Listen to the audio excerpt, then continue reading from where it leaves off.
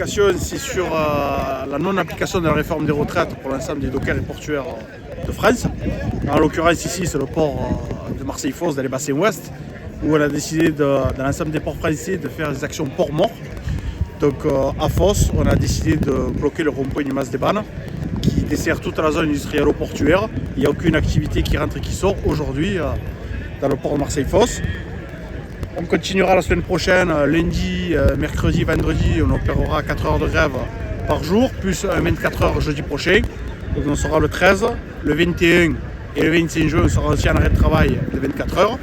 Tant qu'on n'a pas obtenu la non-application de la réforme des retraites, où Macron, le président de la République, s'était engagé à ce qu'elle ne soit pas appliquée pour nous, puisqu'on a un métier pénible reconnu dans notre convention collective.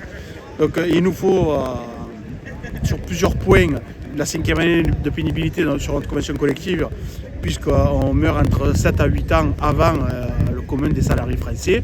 On demande aussi l'extension des dates amiantes jusqu'en 2027, puisqu'on sait qu'il y a toujours de l'amiante qui transite dans les ports, il y a des rapports qui le prouvent.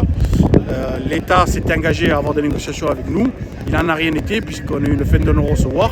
Donc le ministre de l'époque des Transports, Clément Beaune, s'y était engagé aussi. Ils n'ont pas respecté leur parole, et c'est l'État porte l'entière responsabilité de ce qui arrive en ce moment dans les ports français. On s'en serait passé. On n'est pas en arrêt de travail en grève par plaisir, mais bien pour que l'ensemble des dockers et portuaires ne subissent pas des reculs sociaux. Et on appelle l'ensemble des salariés français à se mettre en lutte aussi, puisque les coûts arrivent les uns après les autres. Là, c'est les retraites. Demain, ça va être la loi El Khomri 2. Ils s'attaquent sur les chômeurs, sur leurs prestations, la sécurité sociale, et ainsi de suite, et ainsi de suite. Et si on laisse faire ce gouvernement antisocial, on risque de tout perdre petit à petit. Est-ce que cette grève elle peut impacter personnellement certaines dockers qui participent au mouvement? Aucun docker est impacté. On est juste impacté parce qu'on perd une journée de travail sur notre salaire. Voilà. Mais on est bien décidé à aller jusqu'au bout.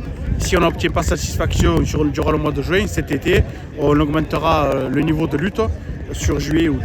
C'est-à-dire avec quelles actions qui pourraient être attendues pour juillet-août? On multipliera les actions coup de poing et on passera à 48 heures de grève par semaine dès le mois de juillet.